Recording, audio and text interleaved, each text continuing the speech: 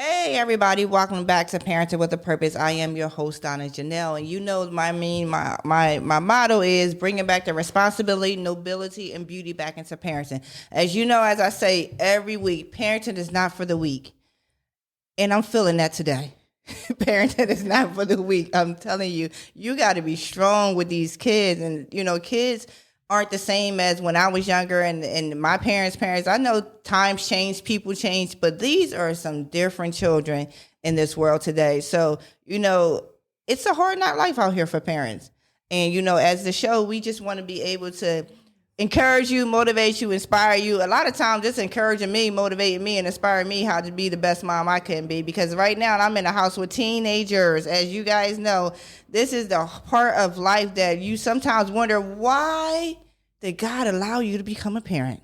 Why? I'm telling you, I have the 17-year-old and the two 15-year-olds that I don't know if they own me or if I own them. I don't know who's winning in the house. Maybe the dog is winning right now or the cat, because I just don't feel like I'm winning right now. So we're going to talk about stuff like that today. And, my motto also is that parents, we are the bows and our children are the arrows, and they will land wherever we send them. It may not be today, may not be tomorrow, but eventually they will land if we dress them with the right tools, if we don't send them outside naked, if we clothe them properly. Because let me tell you, if we don't clothe our children, the world will clothe them. And let me tell you, have you seen some of these kids that have been clothed by the world? It ain't nice, it ain't pretty. Now, it really started making you think about being human when you see some of these products that's out here in these streets, right?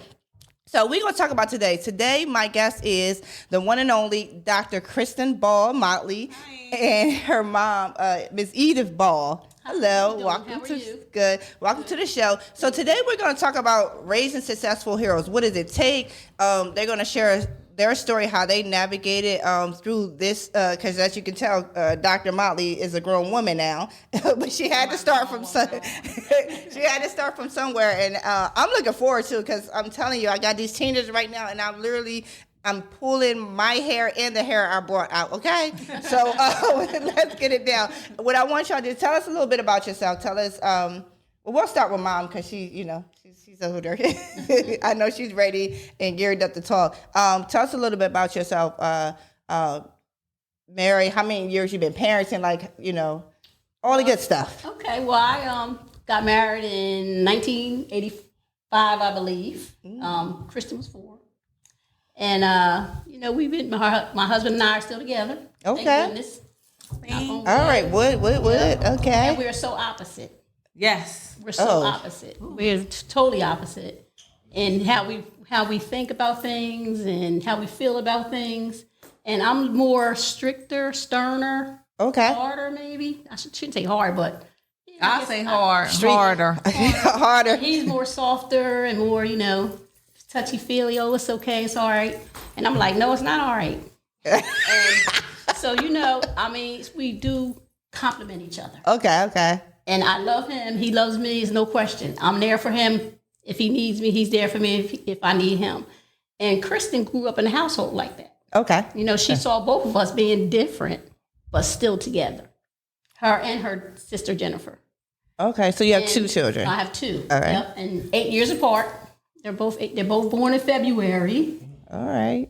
And their dad is February, too. Actually, I had her on my mother's birthday. So my mom next month will be 92. Oh.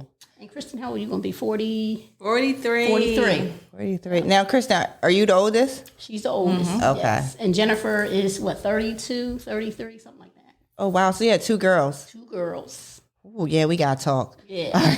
2 girls. And I'm also a stepmom. A bonus mom, I like to say. I don't like to say step. I don't like stepchildren, step. And my husband had 3 older children. Whoa, okay. Before we got married. So, yeah. So I have a blended family, and I have, my girls too. Now, the older children, are they females or men? Two girls and a boy. Ooh, yes. And at one point, the boy stayed with me and his dad because he was giving his mother trouble. Didn't want to go to school, didn't want to listen. So we got him. I went and got him, talked to her about it, talked to my husband about it, and I went and got him. And trust me, when I got done. Look at her face. I don't even know if I want to see this because she's smiling. I'm telling you, y'all see that? She's like, because when I went and got him, trust me. Love them to death, all of them. But I don't play when it comes to education. Okay. Because I know how important it is for us, especially. Okay. And he's not, and none of our children are dummies. Mm-hmm. All of them have something to give to this world. Right, absolutely. And nurturing that and finding out each individual, process. That's what you have to do as a parent. You have to know your kids, and it starts with loving them. Right. It starts with them having positive influences in that house. You can't have all that turmoil. And then they come up. I mean, some can go through it and still rise to the top. Right. And others cannot. Right. It's definitely a challenge. You gotta kind of have like a balance in the house, I think. And having a husband home and having a dad home that's involved helps. Helps a lot, especially with the boys. I like how you just said that, though. You said having a husband home, had a dad home, involved. Because we know in some households that there could be two people in the same household and it's a total disconnect. Like, either it's turmoil or it's just pretty much the dad could be there, just not involved. Right. Or the mom could be there and not be involved. Right. So I like how you said that, like, literally having them involved is what makes a difference. It does make a difference. And Chris can tell you that. We had our different roles. He did certain things and I did certain things. So I had understanding. I understand it. So that's sort of thing. And I was very proud because my son, he went to Chester High, put him in Votech. I had to go up there one time. Look at you. See, Mom, I don't know if I want to keep looking at you because all I got to keep saying, like, I see. And the boys on our block, some of them are grown now. They were, raised around the same time, the same age. They was there. They remember. We remember when you came up to that Votech. Yeah, I know you all do. I mean, nobody probably forgot that. Nobody forgot that. Go back, and when he graduated, he got class day. His name was called. He got the most outstanding carpenter, business maintenance. He was in the class, and I mean, so that's what I'm saying. Okay. You have to set boundaries. Right. You have to set boundaries. But that boy know I loved him. I still love him to this day. He's my son. Right. Only one I got. All right. The other 4 girls and him. Wow. So, yeah. So what's your take on all this? Because I don't even know if I want to look at mine because I start feeling like she because listen here, never again, had to go up there. She's right. I mean, I was there. I'm a witness. I'm a product of it. But yeah, I think it did. I mean, I know it did help having 2 parents in the household and having 2 parents that were completely opposite. Because my mom, as you can see, she be doing the most. But my dad, he was like a calming spirit. I could talk to my dad. I couldn't talk to my mom about the same things because it would just be a whole thing. So it was nice to be able to have a parent that I could talk to, and, to have that balance was good. Now, for her, it was good for her to stay on me and to have high expectations and all of that because that's why you see who I am now. But it was still good for me to at least have an outlet and be able to have a parent that I could talk to. I could not talk to her. You could not talk to her. Talk about why you couldn't talk to her, though. Let's talk about, because this girl mom thing, like I'm struggling, y'all. I am struggling out here, y'all. I am not, listen, y'all, this might be therapy for me today because I just don't know what's going on. But as dads have a special connection to their daughters and moms have a special connection to the sons. And I really believe that.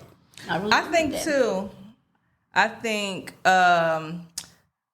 because my mom is so reactive, she got a thing to say to everything. Like she's so reactive, and so my dad would just listen. Like I talked to him, and he would listen. He wouldn't have solutions. He wouldn't judge what I'm saying. But my mom was like, "Well, why you do this? Why you do this?" And it was always a reaction. And that's what made it harder to talk to her. Yeah. It's just her personality. It's just her personality. She can't help it. See how I did when I came in here? Yeah, I see. Why y'all ain't got the bathroom clean? Who gonna clean the bathroom? Listen, you need to get somebody over here. Like, oh my, you just walked in the door, but how you doing? How you doing? Oh my goodness. I think that, I don't know I think I believe there's a such thing as daddy's girl and there's a such thing as mommy's girl. But I think like growing up, mostly I can see daddy's girl. But as you get older as an adult, I can see like, I see the relationship change with mothers and daughters. Like it becomes more of a friendship, still a respectful honor thing. Do you guys have more of a friendship now that you're old? Or, no, look at my face. I can't see. That's what I'm saying. I don't even know if I'm allowed to say that. Well, I remember growing up, my mom would say this: "I'm not your friend. I'm not your friend. I'm your mother." And so that's what that boundary was set a long time ago. And that's just how it's just been. Yeah. I'm not your friend. I'm your mother. She hasn't said that to me recently, but just growing up, I heard that a lot. So much. So that's because when you are parenting, you got so much on your plate. And the world is not nice. It's not. And then Kristen, she left home at 18 and went down to Florida, A&M. And she didn't come home until she was a grown woman. So she was away from me from 18 to 26. By the time she got out of University of Georgia, she was like 25, 26. Okay. Something like that. And that's when she came home. So, I mean, she wasn't really under the influence of me during that period. And that's a really, really tough period. Okay. You know, when you're raising a young lady, to be away from your mother from 18 to 26, that's a lot. That's a lot. You know, so, I mean, and then her sister, she stayed local. Okay. So she was in the house, you know, the whole time, you know, until she was old enough to get her on her own place through school. And she went away to school too, but, you know, she also was local because she went to Widener for her nursing degree. So she was, you know, back and forth. I had these gentlemen on the show last week, right? And the conversation, it was a phenomenal conversation. But that topic, parents as friends came up, right? And, you know, these guys are 20, 21, somewhere around there. And they were trying to give me their perspective about this whole parent and friend thing and how it hurts a child when you say, I'm not your friend. Yeah, I can see and that. And I was trying, because I tell my kids all the time, I'm not your friend. Because I believe that, again, that boundary has to be set, like, because you can't talk to me like you talk to your friend. Like, I want to be open for conversation, but it's not on the same level. It's definitely not, because then the respect changes. So most of my kids received that except for the one that tests my inner gangster. Yeah, she is really hurt that I say I'm not her friend. And I'm like, why would you? I'm not your friend. Like, I'm so serious. I'm not your friend, but she's a little bit more emotional. And so when the gentleman was on the show last week, was kind of talking about it, I kind of understood from her perspective a little bit more. He's saying, because what if you're the only person connected to her and because maybe she doesn't have friends, or she doesn't value the friends as much as she values you. So when you say that you're not their friend, it hurts them, put them in a different emotional state. Now, I don't know, these kids are a little different than me. Like, I mean, we grew up with some tough skin. Like, I mean, we heard it. Like, you ain't friend. I don't want you to be my friend for real. You understood what that meant. That didn't mean that I didn't love you, and that didn't mean that I didn't listen and didn't care about what you were going through. But the boundary got to be set there, because friends have a different relationship with you than your mother, and than your parent has. Right. Your friends have a very different relationship with you. They look at you differently. Right. You know, and as a parent, I'm not going to look at you as my child. I brought you into the world, and you know I can take you out. Oh, God. This is why I'm sitting up in here at the corner, so nervous sitting here with Miss Ball. Yeah, because I already felt it. Like she ready to go. You know, that whole I brought you in the world to take you out thing is still a little scary at 44 for me, right? That's what we heard. Right. That's what my generation heard. You know, our parents was rough. I mean, you know, they wasn't playing, and they taught you. Now let me ask you a question with that, because although you grew up in that rough parenting type thing, as a child growing up, how did you feel about that? Well, my mom, I was a single mom. My mom was a single mom. My mom stayed with we stayed with my grandmother until we was 12. She got married when I was 12. And we moved out of a community that I had a lot of family and friends in. Okay. So, I mean, you know, she was really kind of like docile. You know, she was kind of like, you know, she'd go with the flow. She had other children to raise too, his children. He had custody of his kids. So it was 6 of us in the house. Okay. So I was the oldest of 6. Okay. And so her attention was spread all around. But I always had kind of like strong. I can see. You know, so I mean, it didn't really affect me that much. Okay. You know, I went to school, did what I had to do. You know, I took care of my younger brothers and sisters, like she asked me to when we were out or something. You know, we all went out to a party or went out to do something. I made sure we all got home on time. I was very responsible like that, and I still am. And I raised Kristen to be, responsible. So the way that you raise your children is basically how your mom raised you, or I don't think so. I think I'm more tougher on them. a little tough. Yeah, I definitely am. Well, where you get the toughness from? But the thing about it was, Where did it come from? Where did the toughness come from? It's just how The Lord was like that. yeah, right there. So, Like, you bought it, mom, over here. And the thing about me is, I was the same with their friends. Mm-hmm. And I mean, I didn't. And one thing I have to say about parenting and about people in general, you can't you can't talk about people's kids. Mm-hmm. You shouldn't say, "Oh, this little girl here." You don't know what that child going to grow up to be. Absolutely. And Kristen was allowed to have any friends, all friends, anybody she wanted to bring to that house. Oh, okay. And it didn't matter to me as long as they was respectful. Okay. Boys got to take them hats off because my husband, he was the type of person. He's old school. You're not coming in that house without taking the hat and not speaking. That's not going to happen. Today, they come right on in. I don't know if they take the hat off or, good morning or good afternoon. It's definitely different. It's such a difference. I'm expressing my inner self. Yeah, it's such a difference now. So, but that's how they were raised, and I expected them to behave in that manner if they go to somebody else's house, to be respectful. Now, did you have times like, was Kristen like, how was she growing up, though? Like in her teenage year? Because it seemed like that's where the disconnect be happening in these teenage years. I mean, it rough? She gave me a run for my money a couple times. How did you deal with it? See, that's give me a little bit. My mom is spilling the juice right now. Dr. Motley, listen. Look, she's a typical teenager, just like everybody else. Okay. And she'll tell you that herself. She's no different than nobody else, but it's just that certain things, and that's not going to be tolerated. Like talking back, all that stuff. I mean, she wasn't no goody two shoes. She was just like everybody else. So she had to be punished. I punished her. Stayed on punishment. You stayed on. I punished her. She had to be punished. Oh, what would you like, Dr. Motley? What would you doing? The people want to know. Oh man, it was mostly a boys thing. Okay. It was mostly boys and just lying and lying, sneaking and just being a high schooler. High schooler. Doing the most. Typical. Just doing the most. Just doing the most.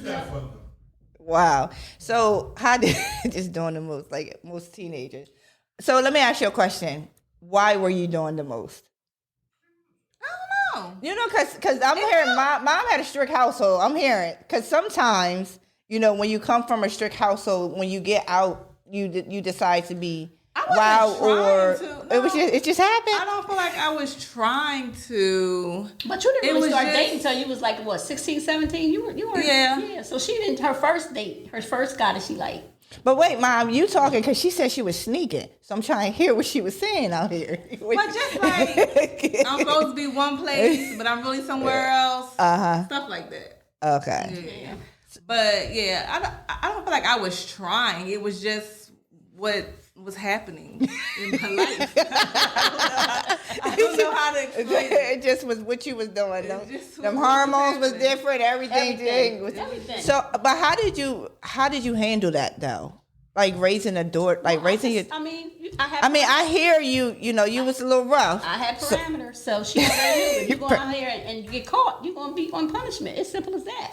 And I prayed too for my daughters, and keep them safe and do whatever because you don't know what's going on out behind closed doors, So I had to trust that I did the right thing raising her, right, and that she wouldn't go too far, right, and she didn't. She basically was a good person, and I think Kristen has a good heart like me. I do too. I help anybody.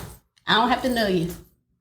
So you said a lot of her friends would come around and stuff. So you allowed her to go to different houses and things. Okay.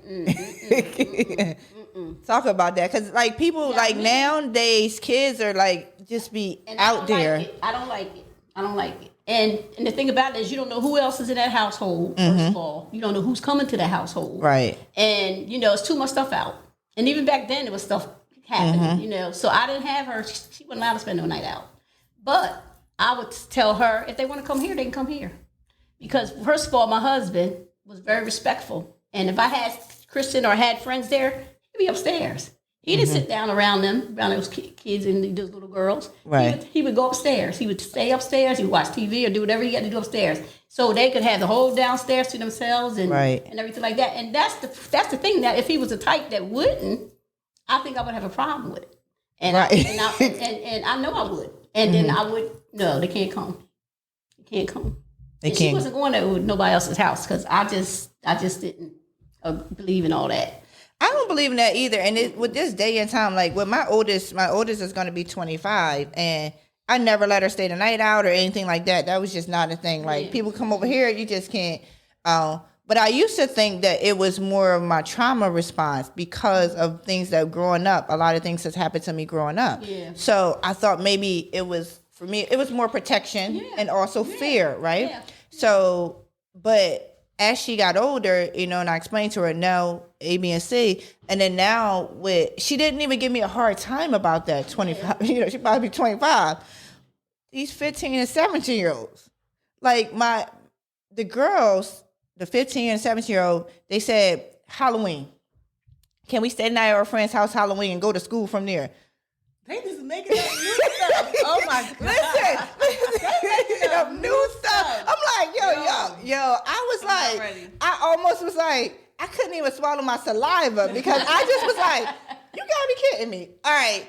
Ashton Kutcher is running around here with a camera and said, you just got punked. Because ain't no way you thought that was a good idea to ask me something like that. But yeah, and they were so serious about it, and they couldn't understand why. First of all, you're not staying over nobody's house. I don't even know these people or their parents. Secondly, you want to go to school from there, and I ain't gonna see you in the morning. Wait, we don't. The math is not math, and I know y'all got new math, but that math is never gonna be my math. And I had to keep explaining to them like why that's not a good idea. And I explained to Connie when you were like, you don't know who's at the other person's house. You don't know who's coming in and out. Nope. It's just not that I don't trust them because I don't know them. I can't trust somebody that I don't know, right? So they gave me such a hard time, and I didn't let I stood my ground. I was like, no, absolutely. Are you crazy? It's not. And the crazy thing is, it wasn't even like it was around the corner, down the street. No, it's another city over. Like I'm in Middletown, they trying to go to Dover. Like you're going past your school, and I'm supposed to trust. Like that's just not. But they do stuff like that, and then you know what they'll say to me is though, well, my friends. Well, first of all, I don't know what parent's going to allow something like that to happen anyway. But everybody's different. I can't judge parenting. Right. However, the reason why they didn't think it was an issue is because most of their friends were doing this. They were staying the night at each other's house. They were leaving and go to school. Yeah. And I just couldn't in my heart, in my mind, just get that. And the culture's different. The culture's different. The culture's different because even Bria wanted to spend the night. Was at the time she wanted to spend the night or spend some time with a friend of hers. I think it was around her birthday time or something? I don't know. Something happened, and she was really upset that she wasn't able to go. Oh yeah, and all her friends were gone. And I took her to the side and explained to her why her mother felt the way she did. And I told her the same way. I said, your mom couldn't spend the night out. I said, because it's a safety issue, and not that we don't trust you. Right. Not that we don't trust you to do what you're supposed to do. I said, but it would be very uncomfortable, and it would be terrible if you got there and something happened. Right. You get blamed for it. That's what she said. As soon as something happened, you gonna be the one to get blamed for it. You know you ain't going. That's what she said. It the nice way tonight. She said, as soon as something happened, they gonna blame you for it. No, you ain't going over there. That's what she said. That's what she said. Yeah. And I said, well, you could go and spend the day with her. Just spend the day, y'all two together without the other folks, and just have a good time, and then just come on home. So what I ended up doing was I let her go during the day, and then I picked her up around 8 or something. Okay, yeah. And so that was the compromise because there's no way you are spending the night in a stranger's house. These people are strangers to me. I don't know them. So I just let her go for the day, and they hung out and had fun. And then I picked her up like around 8 o'clock or 9 or something like that. It's like they don't get, and I mean they're still growing too, so they're not going to get our perspective. They're not going to understand. But we try to explain to them in a way where they can understand it, where it doesn't crush their feeling, but let you know, listen, this ain't happening. Yeah. I don't even know why they think it's a good. I guess because they want what they want, and and especially if a lot of people are already doing it. Right. We talk about like that peer pressure and stuff like that. Right. All that stuff. It's like I want to be the cool kid. I don't want to be like, oh, my mom too strict. Yeah. So that The happened. world has changed so much. Yeah. It's changed so much, and the kids today, they just are so free spirited about everything. Mm-hmm. You know, when we were a little sheltered, you know, we put a little shelter on our children. A little, you know, we were our sheltered. parents were. Our kids got access, They got access the to internet. everything. They have access and that to social so media, much information. It's a lot. It's hard because everybody's on social media. Everybody's on social media, you know, and you know, if you don't have a phone at 10, you know, you Right. You're the odd man out. And I think that's ridiculous because do you really need a phone at 10? I'm like, Bria, how is a phone going to make your life better? Yeah. So I have a 12-year-old daughter. Her name is Bria. How's your life going? Everybody has a phone. She needs a phone every year for Christmas, every year for her birthday. The phone's at the top of the list. How's it going to make your life better? Tell me how it will make your life better. I will consider those reasons and we'll talk about you getting a phone. She has not given me any rationale that makes sense. For me to spend money on a device that's not going to improve your life, no. Yeah. I'm not doing it. So she still don't have a phone. She has an Apple Watch so that if she needs to call or text whoever, she can do it that way. But she's not going to sit all day on the phone. Yeah. That's not going to make her life better. So she's not. I feel like raising my kids, like I was pretty much strict, you know. Again, I was parenting a lot out of fear, you know. And then also with two out of the four, both parents are deceased. So it was like I just had to like be this parent where I want to make sure that they become successful. Like there's nothing hindering their life. So I didn't have like the phone thing with them. Like I didn't let them have phones. Listen, they was going to be at 7:30 every night. Like I literally was, but it wasn't like, oh, you come in the house, go to bed. You know, we spent family time. There was no TV during the week. There was no cell phones.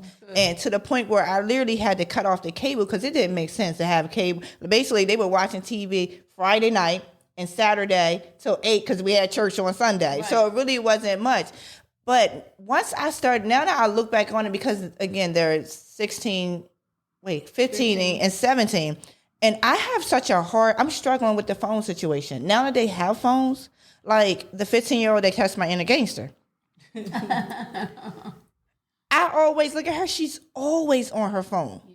It's addictive. The chores are not done, you know, or this is the new thing. And help me understand this. I don't know if you have to deal with this with Bria, but I know you probably didn't deal with this raising your kids, but this is what I'm dealing with now. Okay. Get home from school. I need a break. Like, ain't no come in the house, do your chores, none of that other stuff.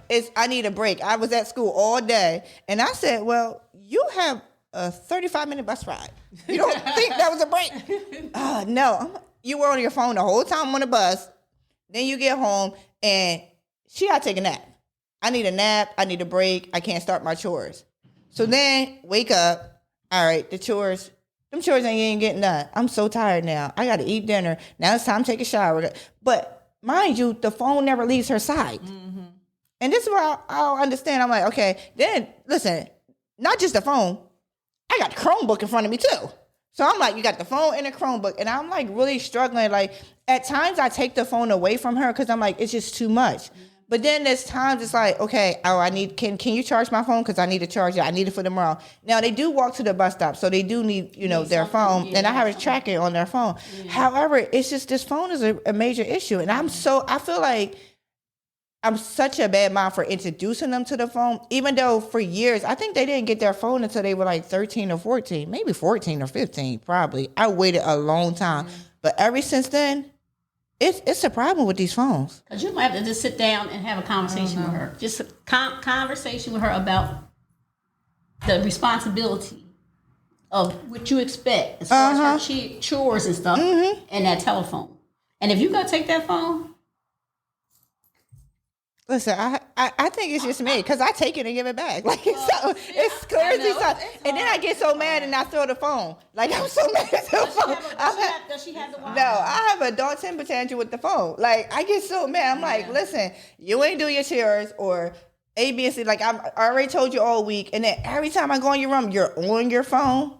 Yeah, because we wasn't allowed to go out. Like our church, look, it's so different because we had to have our chores done Friday, Saturday. Because church was Sunday, nothing was getting done. You don't do no washing, no clothes, none of that on Sundays. You get your chores done on Friday or Saturday, so you can go out and hang out with your friends. And I was in my 20s. My grandmother still didn't play. So Friday. So I'm wondering. So then the house be dirty the rest of the week. Wait, hold on.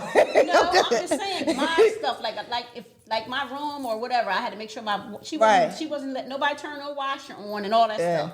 Because I give them chores. I don't know Sunday, so you have to clean up behind yourself and clean your room. I give them chores during the week, like every day. They got one chore. They act like they got to clean a whole. They got one chore, one chore every day. And if you straighten it up.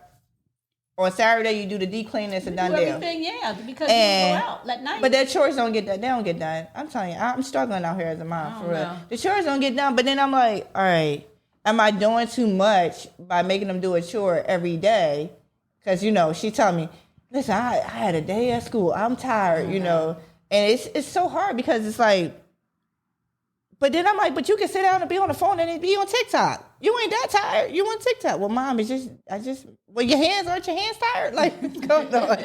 Like, I'm really struggling. And I don't know what it is. It's out of all four of them, it's one of them. They say you got one in every bunch or whatever. She definitely tests my end against her. It's not too bad. I think, it is a struggle getting the kids off of devices is a challenge. And Bria has an iPad. So she does have an iPad. And she's on it as long as we're telling her not to be on it. And so she don't get her dishes done. And I'm like, Bria, do the dishes. And I got to keep reminding her like every 20 minutes do the dishes. And she's on the iPad. And so it's like that constant struggle. And then you take the iPad, but then she need it for something. I gotta look this up. And I gotta look this That's up. what I'm saying. And then I forget she ain't supposed to have the iPad for longer than 10 minutes, and then it's 2 weeks later and she still got the iPad. So it's a struggle. It's like it's almost it takes too much energy. It's a full-time job trying to manage these kids with these devices. It's just too much. It is, and then now that everything is on there with school, everything is on there. Yeah. And the other thing is I don't want to keep her from talking to her friends after school. Because I know I had a phone in my room and that's all I did was talk to my friends after school. So I let her use the iPad to talk to her friends. I'm like, yeah, you can do, talk to your friends, text, do FaceTime or whatever, but I don't want you on YouTube and all the social media stuff. She's not supposed to be on social media, but who knows what these kids be doing. I'm like, I don't want you doing this stuff with your device. Just communicate to your friends. So I'm trying to give her some freedom. But it's hard. At least I know I ain't struggling by myself. I'm just probably most of the parents in your generation that have children that are like 12, 13, 14 are probably struggling with the same thing. Right. Struggling with the same thing. But, Kristen did her chores. She had a phone. Yeah. So, she did her stuff that I asked her to do while she was home. Right. So. And I think also post-COVID, COVID, it just messed everything I think people don't really understand that COVID was not just about the physical. No, it was like COVID, mental, like social, socializing. I think people didn't realize how important it was for children to socialize. Yeah. So, and then everything, I'm talking to my teacher on a device, and you don't want me to use the device to talk to my friends, but yet you want me to talk to my teacher. So how can I?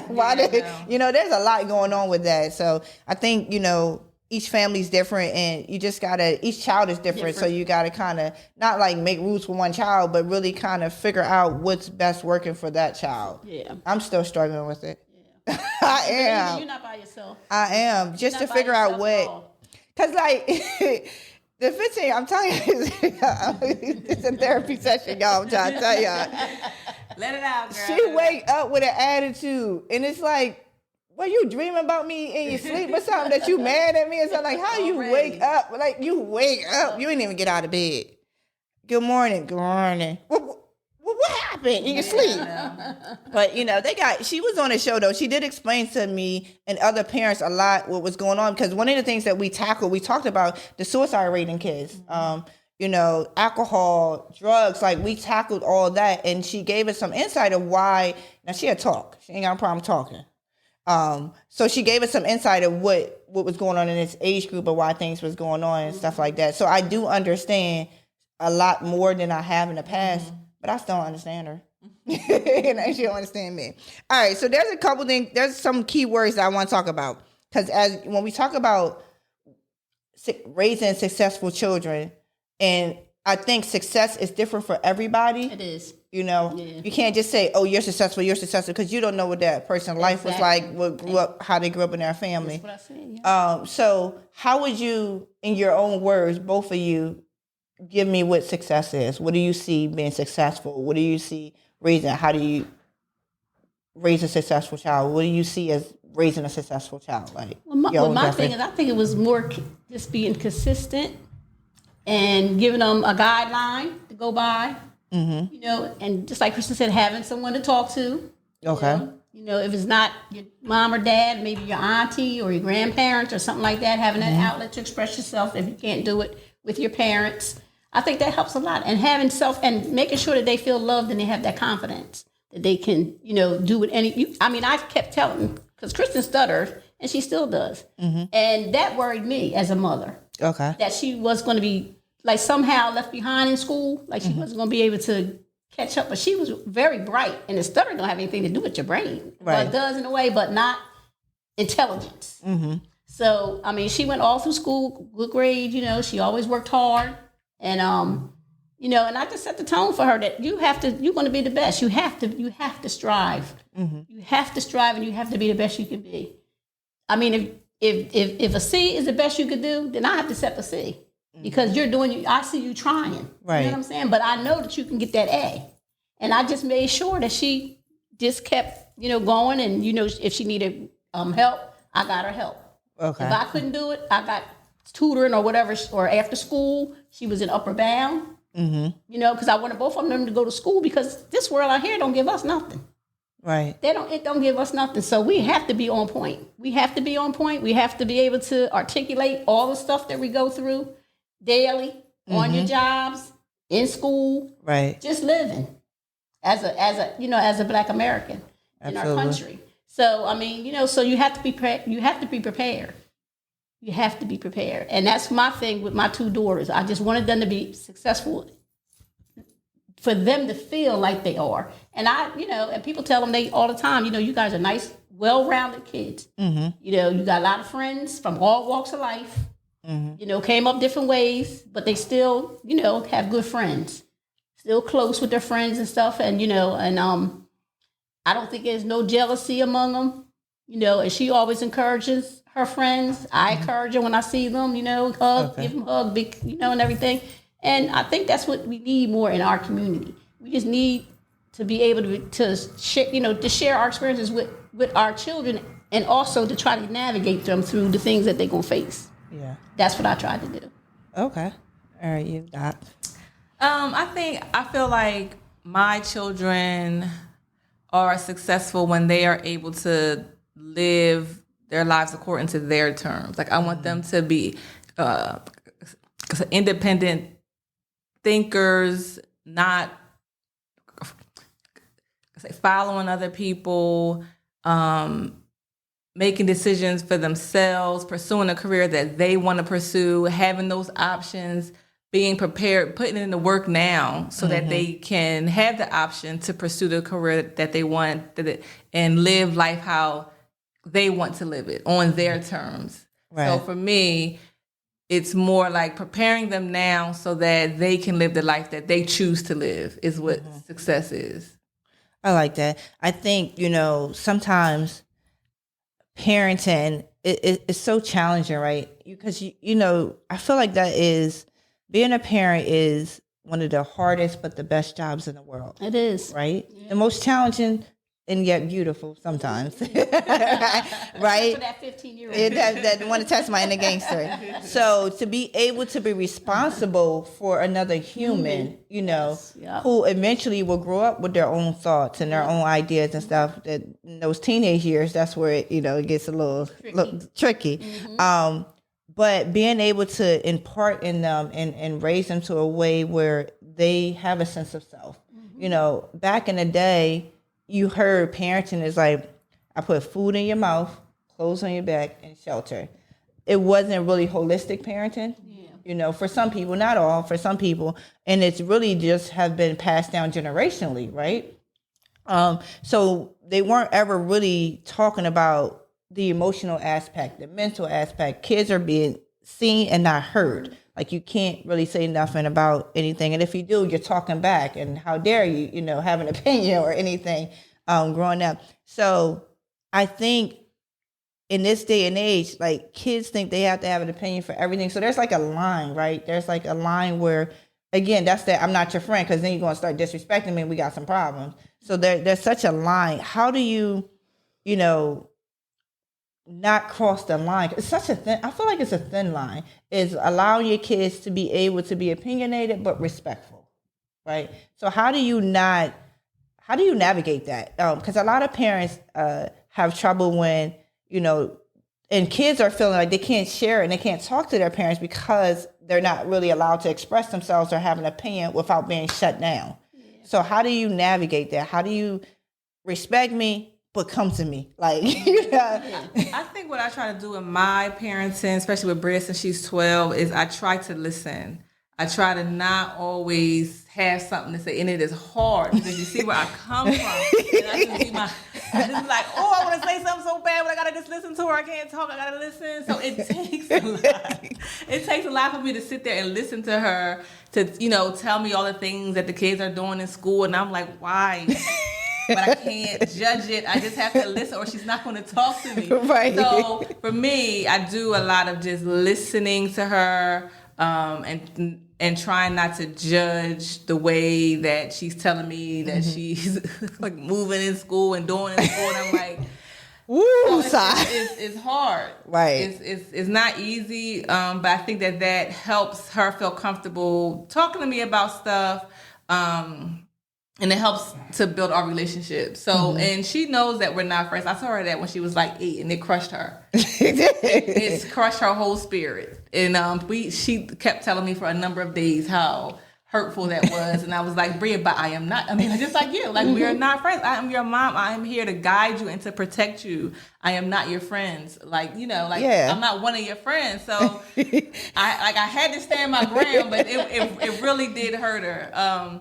But I think you're right. It is a thin line because the child needs to be respectful, and they need to follow your guidance. And I think that one of the most important things is for the parent to do is to lead by example. Absolutely. So don't ask your child to do something that they don't see you doing. I like that. It's not fair. Right. It's like it's not fair at all. So I think because modeling the behavior that you want your child to have is important, because where are they going to get it from? Right, exactly. Where are they going to get it from? Right. TikTok. And being my mom with Bria, she tells me everything. Yeah. And I listen to her. That's my phone, sorry. And I listen to her, and I let her talk, and I just sit back and just listen to her, and I give her my little opinion. Oh, wait, you sit back and you listen to her, huh? Yes, I sure do. Grandparents are different with their kids anyway. It's a whole different ball game because she's raised now. She's done. I'm done. Okay. Her sister I'm done. So now I'm sitting back and I got another generation, whole different kind of child, whole different kind of experience. Yeah. And I wanted her to be able to ask me questions, and I don't even talk. I just sit back and let her talk. She said, my mom's my therapist. And and I just let talk to her about anything. And she tells me everything. And I do give her my opinion. I give her my opinion, how I feel about what she's talking about, or how she tells me about, this one or that one, and this girl said this, or this little boy did this. I just give her my little soft opinion. This your little soft opinion. Ain't that something? A soft opinion. These grandparents these days. Grandparents be loving it. That be out here loving, huh? So let me ask you a question, because then I have these words I want to talk about. So did you change because, like, why did you feel like to be more listening and softer? Because she's not my child, I think. I think it's because she's not my whole responsibility 24 hours a day. She's Kristen's responsibility. Oh, so I can tell her and walk away. So therefore, I mean, I don't want her to feel a lot of pressure at home and then come to my house and she's feeling the same type of pressure. You know what I'm saying? Okay, so more of an outlet. So I want my vibe to be more down, so I can listen to her and give her my little opinion. I put my little opinion in there, but it's a different. I know you do. It's a different way I say it. So she gets it, but she's not offended by it. Right. And she said, "Oh, Grandma, you know what? You know, and stuff like that." So Because they be looking up to their grandparents. Honey, They be I like, love her. I love my grandchildren. Now Noah, he a different breed. I know it's We're hard. gonna see how that works out with him. So there's a couple words, right? I had wrote down that I think, when we talk about raising successful children or what success looks like for everybody, it's different for everybody. Like, growing up, I remember we thought success was not getting pregnant before you graduate high school or graduating high school. Just where I'm from, everybody around that age or even in the project, wherever we live, that's like always, you get caught up, you get pregnant, or you won't graduate high school. So that was like growing up, that was more of an expectation from your household. It's like, listen, don't get pregnant. They ain't tell you how not to get pregnant. I'm just saying, don't get pregnant. And they want you to graduate high school. And then it stopped there. It was no aspirations for some people don't have that where the family's like, okay, you're going to college. Education is not the biggest thing. It's literally you getting up out of there. I just saw things differently. Like my parents never pushed me to go to school, never pushed me to go to college. I just always knew that education was a way to escape what we were dealing with, to get out of poverty, changing your mindset, really growing, right? I've always been an advocate for education, even as young as I was. Yeah. So these are some things that I was thinking about, right? When it talks about raising successful children, like my standard for my kids was way different than like I'm graduating high school, I'm doing all this stuff. You going to college, you want to get straight A's. I had a whole different education mindset. It's a little bit different now because these kids different than my oldest. That was my oldest. Like, listen, this is what you're doing, A, B, and C, and it worked out well for her. Yeah. However, with the younger ones, a little bit different. Do the best that you can. See the best you can get, baby, then you get that. Because before, if you brought a C in my house, like we would have some problems. Like, you brought a B in the house, like what we doing? Yep. So, but when we talk about raising successful children, right? When you hear trust, like what comes to your mind when you hear trust? When you hear the word trust? Yeah, trust. I don't know. I mean, like, when it comes to the kids, raising children. Well, I mean, you have to. My thing was they got to see certain things in order for them to believe it. Mm-hmm. So if you fussing and fighting all the time and doing all kind of stuff in front of them, and you tell them not to do it, how are they going to trust that? Okay, you know what I'm saying, how are they going to trust that? Because they looking at you as a role model. You're in the household and stuff, and they see you fighting and doing different things, and and then they come to you, and I mean, what can you say if they're seeing that? Okay, so trust for you is them seeing what it shouldn't. You have to. I mean, you can't be one way and then want them to be something different. Right. Okay. It's not so work. The example. All right. How about you, Doug? I think so. The first thing that came to mind is me trusting Bria. Mm-hmm. Like, I want to be able to raise her in a way that I trust that she's going to make good decisions, like the right decisions. And I don't have to worry too much about her. So I'm trying to instill principles in her so that I'm trusting that she's going to make good decisions. Right. So one example, last year when she was in the 6th grade, it was her first year of public school, in the middle school, and she called her dad and I and was like, my friends are in the corner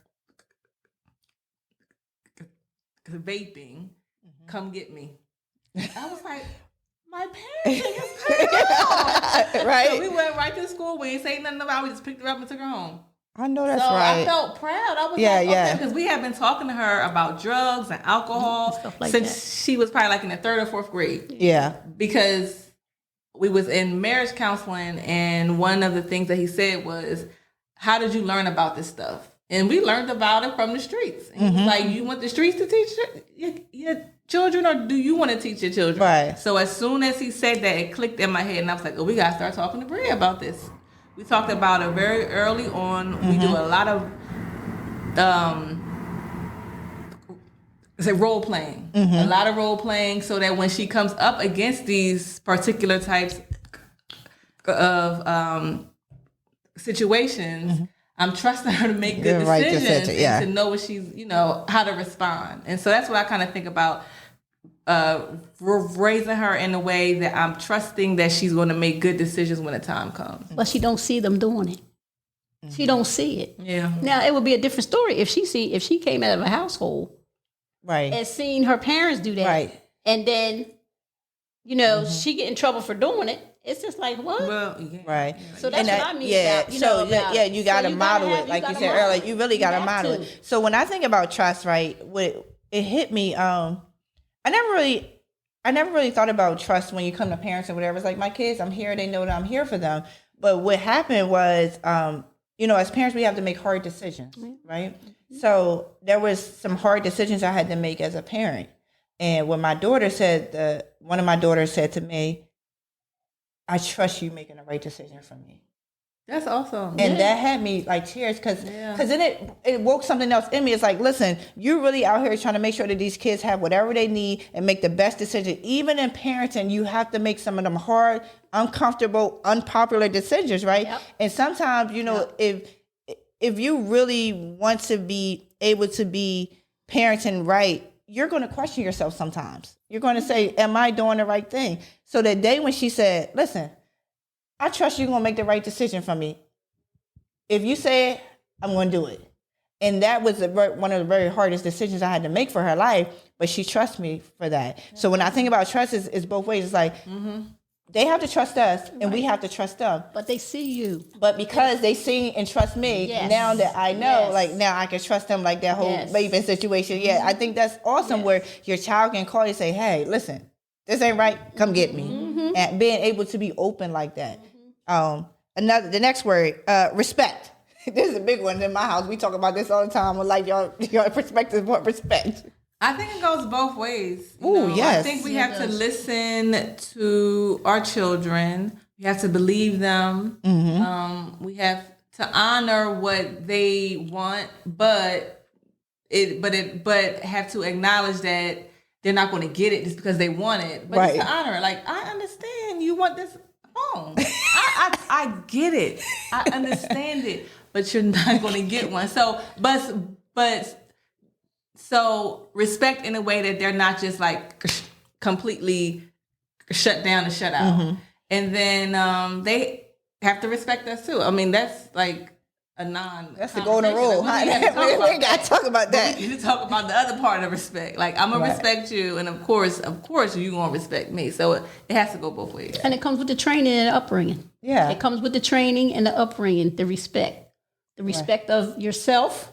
Respect of your parents, respect of your peers, respect in the street. One thing I didn't never want to hear is somebody come to knock on my door and tell me that they seen Kristen or Jennifer do something that they know I wouldn't have been, proud of. And I never had to see it.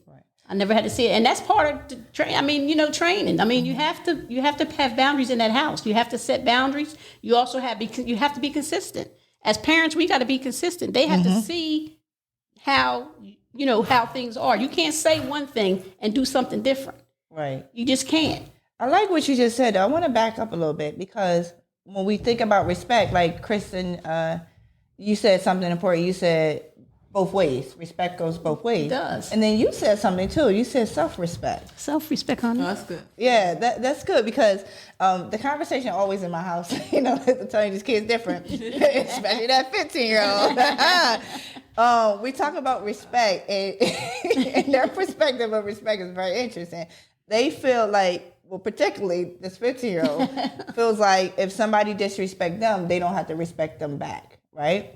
And I'm teaching them like, listen, respect is both ways, and parents undoubtedly have to respect their children because I think don't go in the ways where I can say whatever I want you to say and you're not supposed to like respond or even have any emotions or any feelings behind it. Because remember, kids ain't have emotions back in the day. Like they supposed to have that. I said what I said. I said what I said. And you want to do something about it? That's how it was back in the day. So the conversation is constantly, we're always talking about respect because like there's a particular teacher at her school and she feels that the teacher keeps disrespecting her. So she feels like she doesn't have to respect the teacher now because the teacher is not respecting her. Right. So, and I'm constantly, it's kind of tossing to and from with that because you want to teach them to have respect for themselves and you demand respect when you're coming around.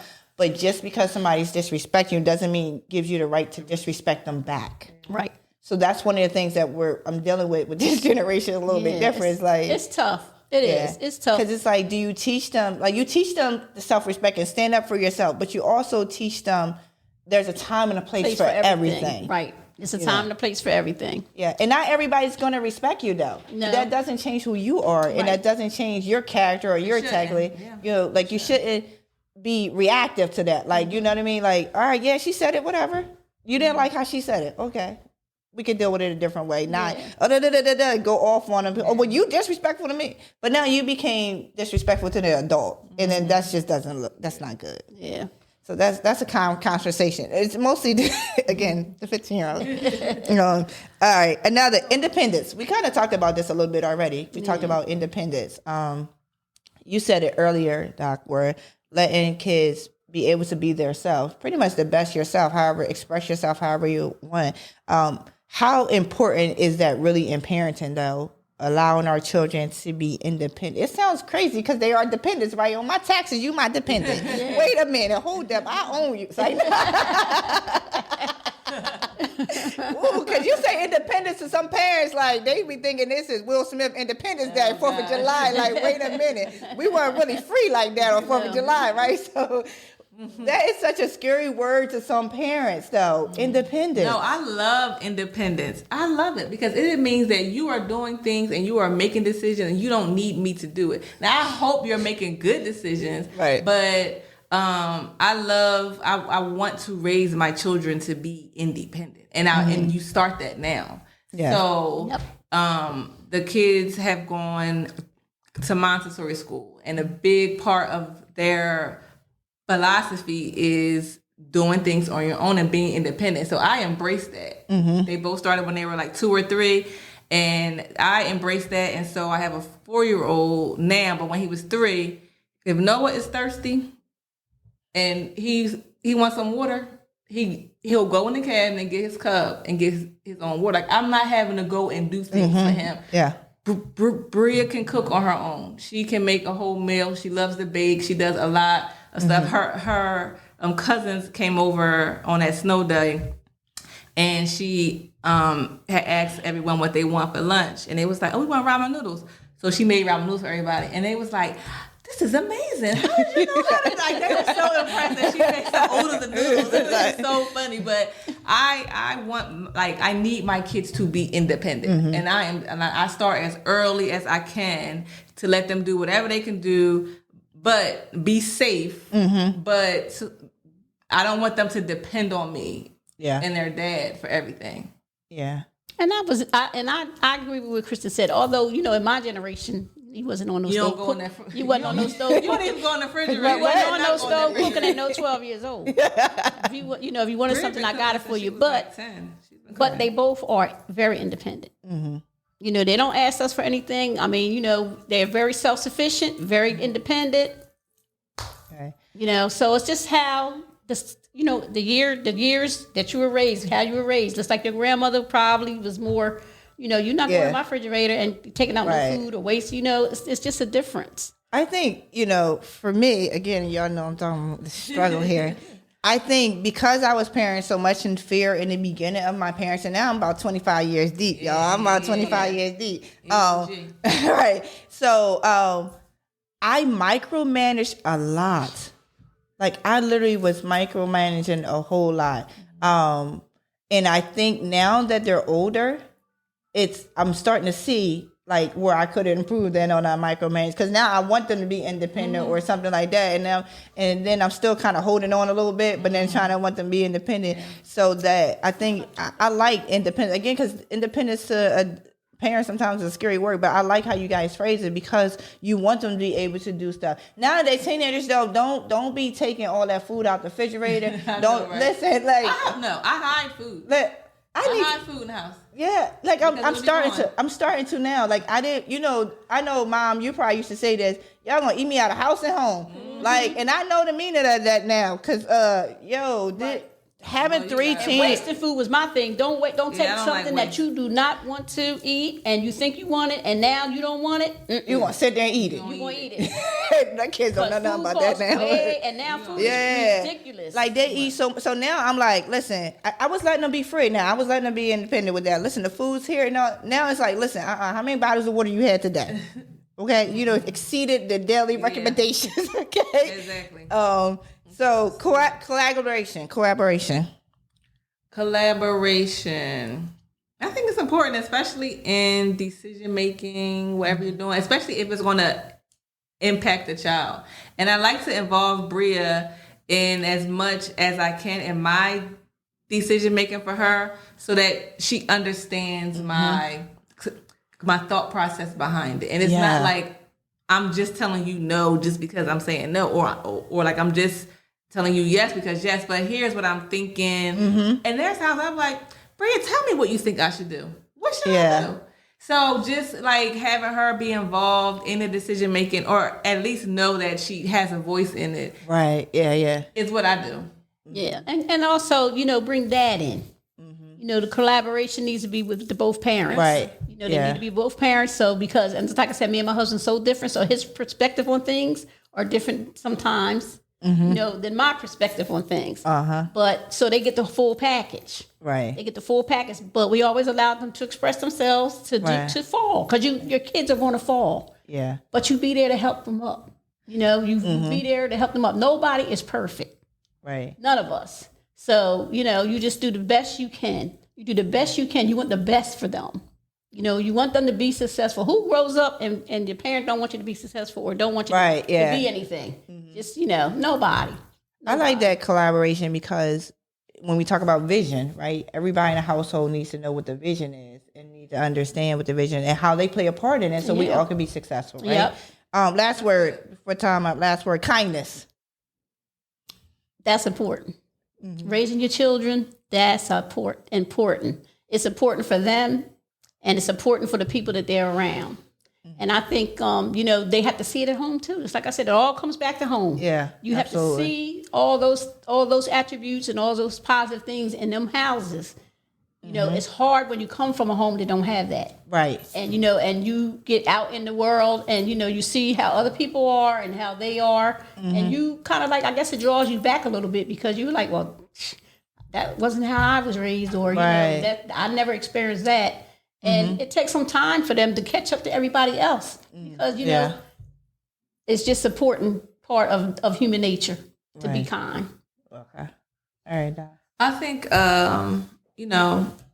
of course, kindness is definitely critical. And one thing, I don't know if I actually attempt to be kind, but just kind of growing up the way that I grew up, it just comes naturally. So I don't have any. You was built that way. You was built that way.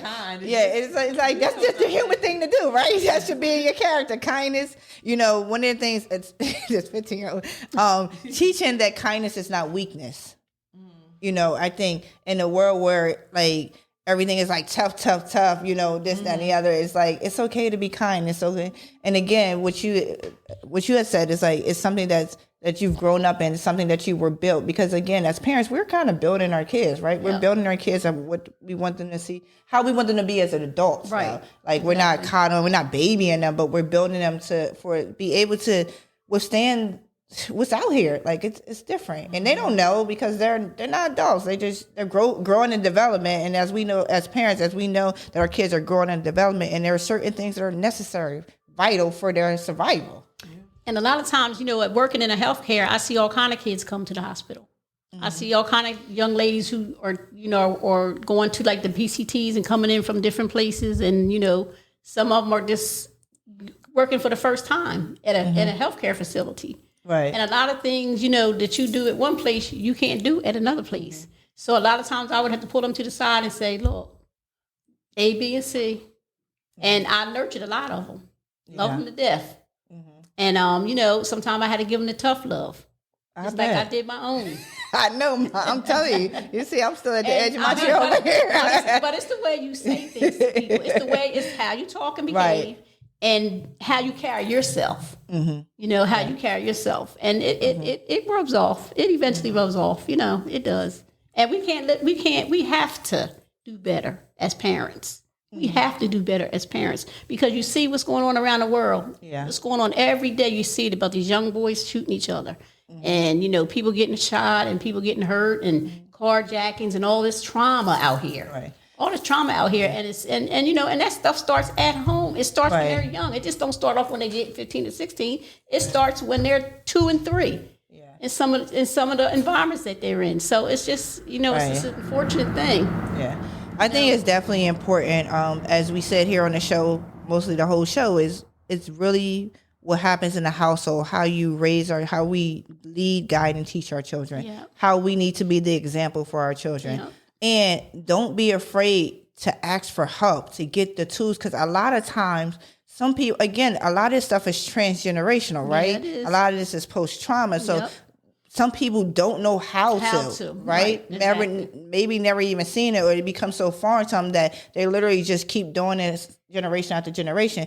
So really helping parents get the tools and not be afraid, especially in our culture, like a lot of parents are afraid that if we ask for help, they're going to take our children away. Yeah. Right. A lot of times. That's so a problem. because that's the Yep. thing. So, but not being afraid to ask for help and say, listen, I don't get it right all the time. I'm struggling in this area. Like, please help me. Because I think, again, this is one of the most important jobs as a parent is to raise a child. Yep.